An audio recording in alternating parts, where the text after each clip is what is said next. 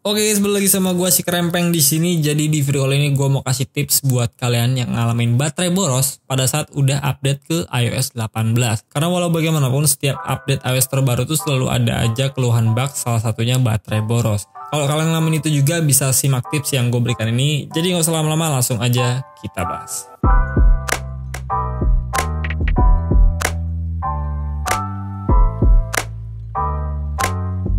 Tips pertama yang bisa gue berikan untuk mengatasi baterai boros di iOS 18 adalah di bagian App Store ya, pada aplikasi App Store sini. Lalu pilih profile di sini.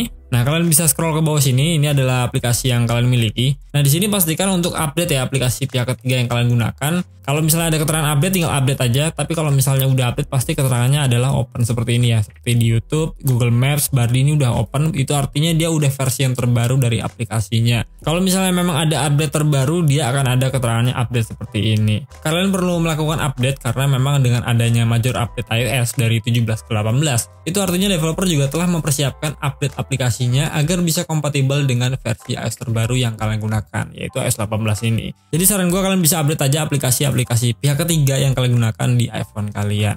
Salah satu hal yang membuat baterai boros lainnya adalah di bagian notifikasi. Jadi gue saranin ke kalian kalau sekiranya ada aplikasi yang tidak membutuhkan notifikasi, itu bisa dinonaktifkan aja. Atau minimal kalian bisa masukkan ke schedule summary yang mana nantinya hanya muncul di waktu tertentu, jadi nggak setiap saat muncul. Dan di bagian bawah sini kalian bisa tentukan aplikasi mana aja yang nggak perlu notifikasi, itu bisa di off kan aja. Kayak misalnya AxisNet sini gue kan nggak perlu banget notifikasi, jadi gue offin. Kalau misalnya nanti gue butuh juga pastinya gue akan masukin ke schedule summary biar munculnya tuh di waktu tertentu aja.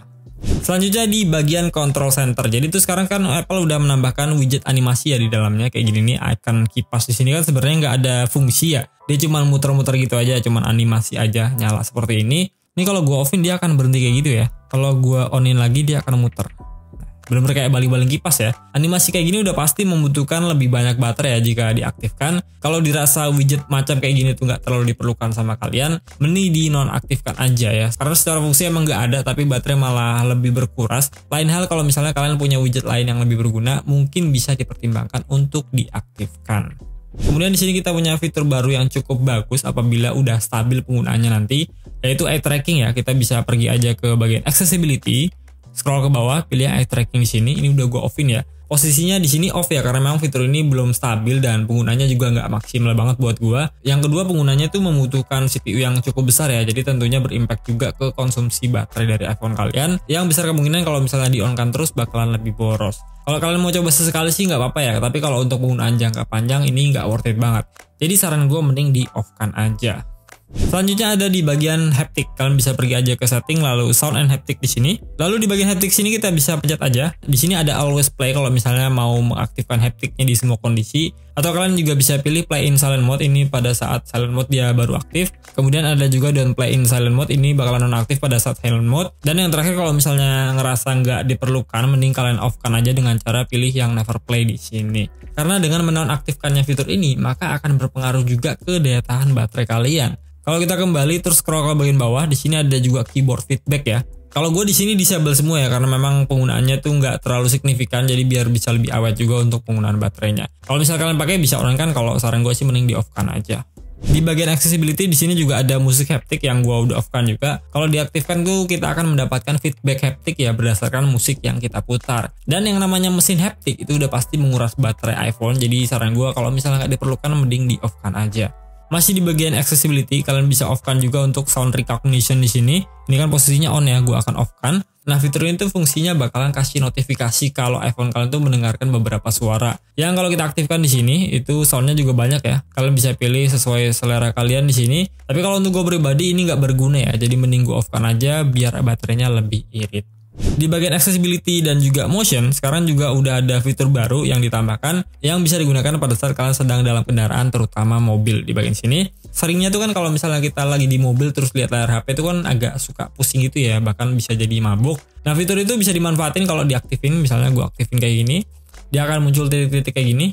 yang kalau kita gerakin HP-nya, titiknya juga akan bergerak ya, yang mana biasanya tuh mata kita kan akan ke distract ya untuk ngikutin pergerakan dari titiknya. Apple sih mengklaim dengan cara ini bisa mengurangi rasa pusing dan juga mabuk saat dalam perjalanan. Gue sih nggak begitu tahu pasti ya bakalan berfungsi optimal atau enggak, tapi gue tuh tipe yang jarang mantengin HP lama-lama di mobil, jadi di sini mending gue off-kan aja karena memang nggak berguna untuk gue pribadi, dan yang pasti bisa bikin lebih hemat untuk daya dari iPhone-nya. Lalu masih di bagian setting, kita pergi ke general, lalu pilih yang AirDrop di sini. Nah, kita tuh kan udah dikasih fitur baru ya dari iOS 17 kemarin yang bisa nge-share file AirDrop tuh dengan cara ditempelin aja di bagian atasnya antara iPhone 1 dengan iPhone yang lainnya. Nah, itu tuh bisa kita atur di bagian sini ya, kita bisa on kan aja kayak gini kalau misalnya mau aktifin fiturnya. Tapi kalau dirasa nggak perlu pakai AirDrop dengan cara yang kayak gitu, tinggal di off kan aja ya, karena memang gue juga nggak pakai cara itu. Mending pakai cara basic aja kayak Bluetooth gitu. Jadi untuk gue fitur ini nggak perlu di on kan. Lagi pula prosesnya beberapa kali sempat ngalamin gagal kirim ya, jadi daripada ribet mending kita off kan aja.